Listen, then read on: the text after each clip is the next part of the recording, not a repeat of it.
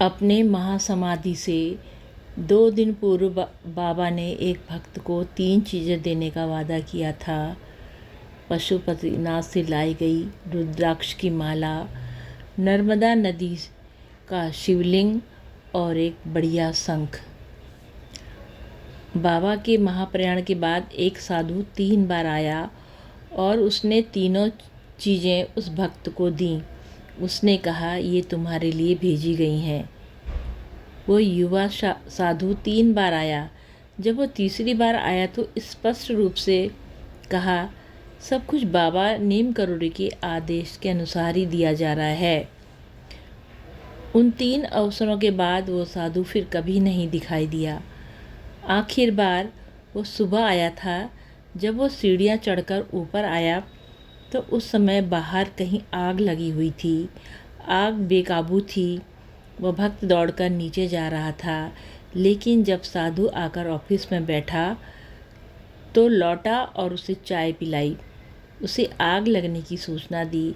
आग इतनी नज़दीक थी कि उसका धुआं दिखाई दे रहा था, पर साधु ने जाने से मना कर दिया।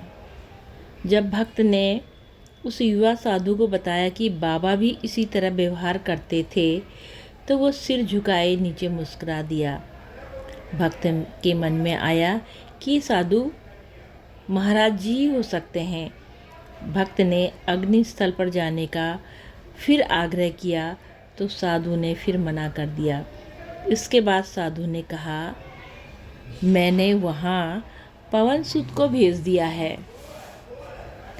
वो इस पर नियंत्रण पा लेंगे, तुम घबराओ मत। करीब 25 मिनट बाद वो आग बुझ दी गई। उन्होंने कहा, तुम जाना चाहो तो जाओ, परंतु आग बुझ गई है।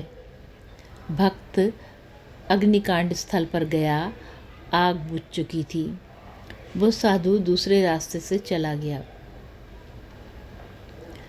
कुंभ मेले से एक दिन पहले वो आए थे और भक्त से कहा था कि वो उसे दर्शन देंगे।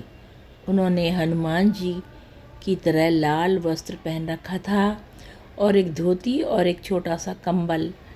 भक्त ने उनसे कहा कि यदि बाबा उसे दर्शन देंगे तो उन्हें बताना पड़ेगा कि वो वहीं हैं। अंत में जब भक्त ने उस साधु को अपनी दुविधा से अवगत कराया तो उसने कहा, सब कुछ उन्हीं के आदेशानुसार किया जा रहा है। जय हो नीम करोड़ी बाबा की सदा जय हो। माँ सिद्धि की सदा जय हो। बाबा सभी भक्तों का कल्याण करना प्रभु।